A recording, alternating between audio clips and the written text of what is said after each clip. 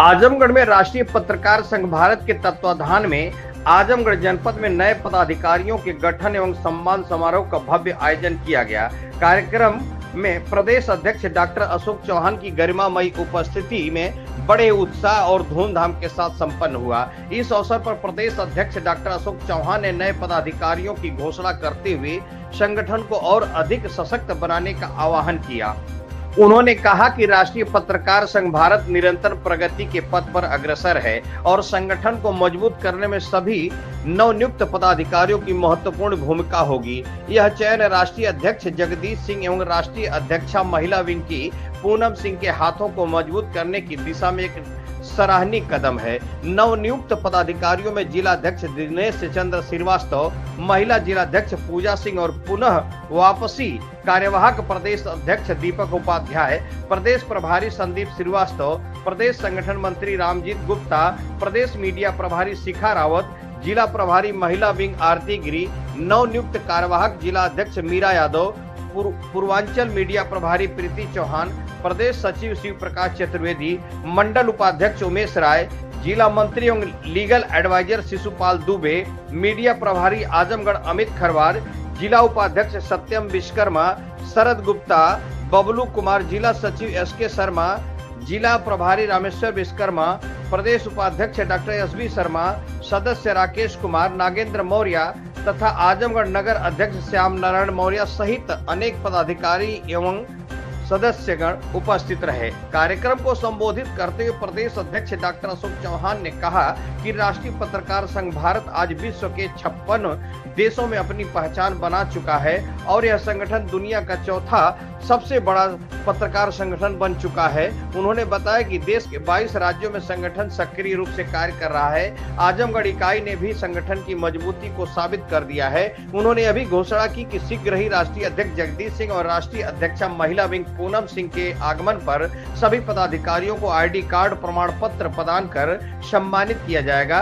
कार्यक्रम के अंत में प्रदेश अध्यक्ष डॉक्टर अशोक चौहान ने सभी नवनियुक्त पदाधिकारियों को सम्मानित करते हुए उनके उज्जवल भविष्य की कामना की।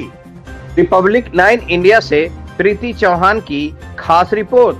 डॉक्टर साहब अपना परिचय दीजिए। मैं डॉक्टर अशोक चौहान राष्ट्रीय पत्रकार संघ भारत का प्रदेश अध्यक्ष हूँ। आज आजमगढ़ में किस तरह का कार्यक्रम था आपका? आज आजमगढ़ में राष्ट्रीय पत्रकार संघ भारत का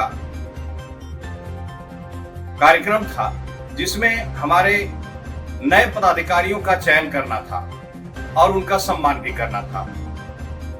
आज कार्यक्रम के इस अवसर पर हमारे बीच में महिला विंग की जिला अध्यक्ष पूजा सिंह और जिला अध्यक्ष दिनेश चंद्र श्रीवास्तव जी को घोषणा किया गया, उनका सम्मान किया गया और साथ में जिले की कमेटी का भी चयन किया गया और प्रदेश की भी कमेटी का चयन किया गया है।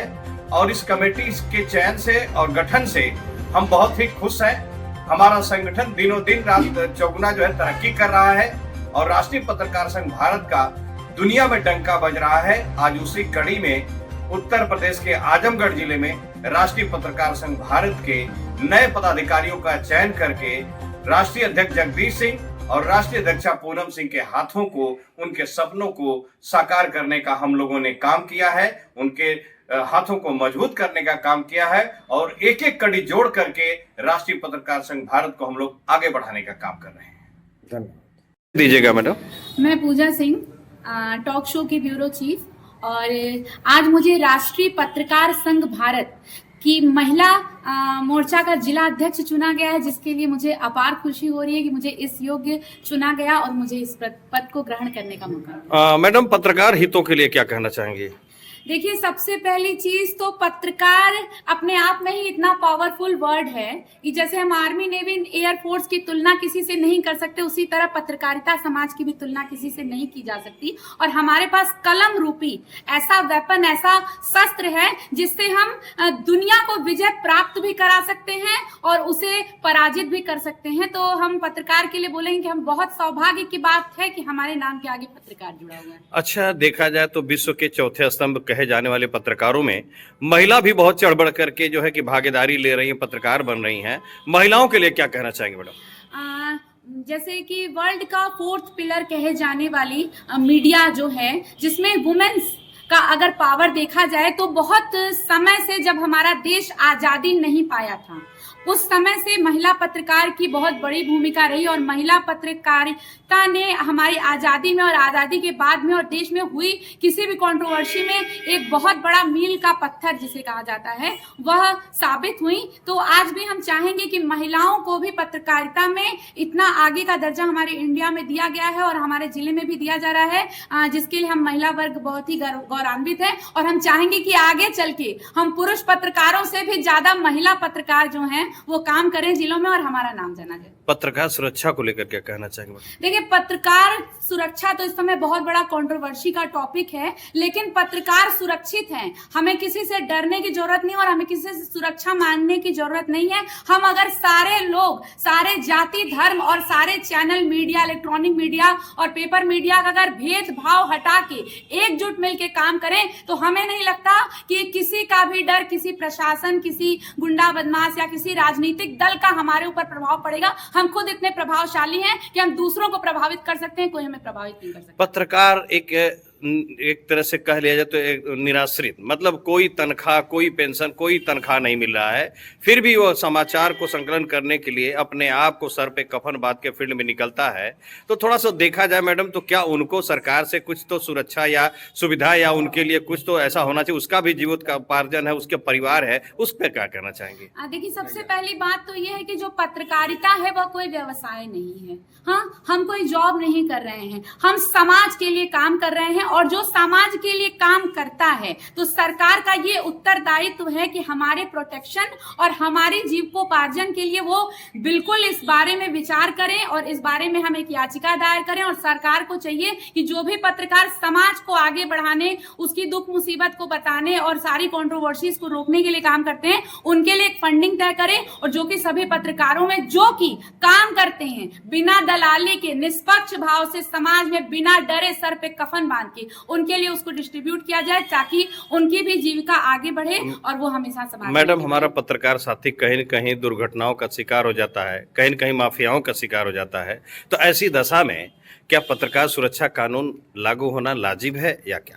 बिल्कुल लाजिब है, क्योंकि हमारी भी ये संस्था और हम इस कमेटी से हैं, तो हमारे साथ भी होने वाला दुर्व्यवहार, हमारे साथ होने वाली दुर्घटनाएं इस योग्य हैं कि हमें भी प्रोटेक्शन मिलना चाहिए। और हमारे अगर विपक्ष में कोई भी बात होती है तो हमारी बात सबसे पहले प्रशासन सुने और इसके लिए अगर किसी एक भी पत्रकार एनी हाउ जो आज की डेट में हमारे साथ यहाँ पे नहीं भी खड़ा है, अगर उसके साथ भी कोई दुर्व्यवहार होता है तो हमारी संस्था उसके लिए हमेशा खड़ी रहेगी और सरकार के सामने लड़ने मरने कटने के लिए। आखिरी सवाल है कि आजमगढ़ में हम लोग कार्यक्रम कर रहे हैं, आज हमारे यहाँ पे पत्रकारों का गठन किया गया है, पदाधिकारियों का चयन किया गया है, उनका सम्मान किया गया है।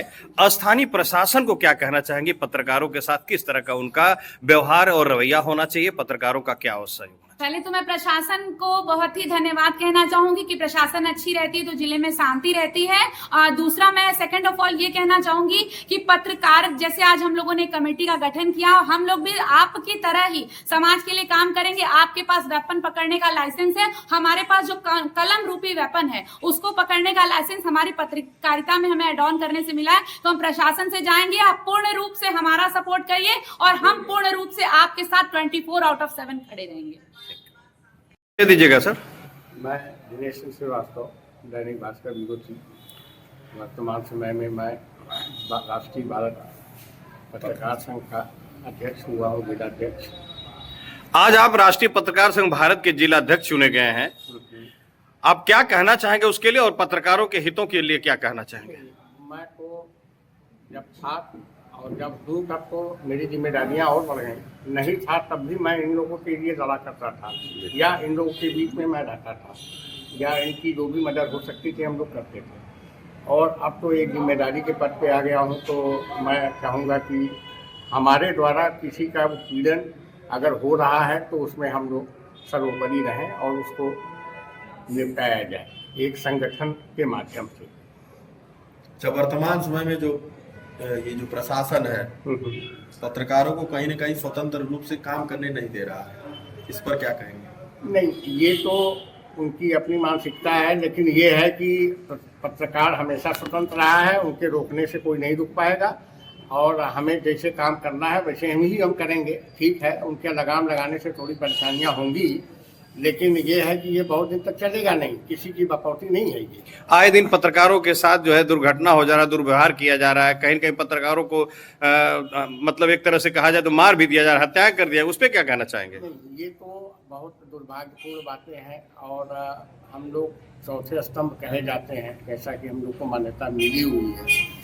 और उस स्थिति में इस तरह की दुर्घटनाएं होती हैं तो बड़ा अफसोस भी होता है, लेकिन ये है कि अगर अब इस तरह की कोई चीज़ें सामने आती हैं तो हम पुरजोर तरीके से इसका विरोध करेंगे अपने संगठन के माध्यम से, और कोशिश ये रहेगी कि लोगों के साथ इस तरह की दुर्व्यवस्थाएं ना बने या ना हो। जिंदाबाद जिंदाबाद, पत्रकार एकता जिंदाबाद जिंदाबाद जिंदाबाद।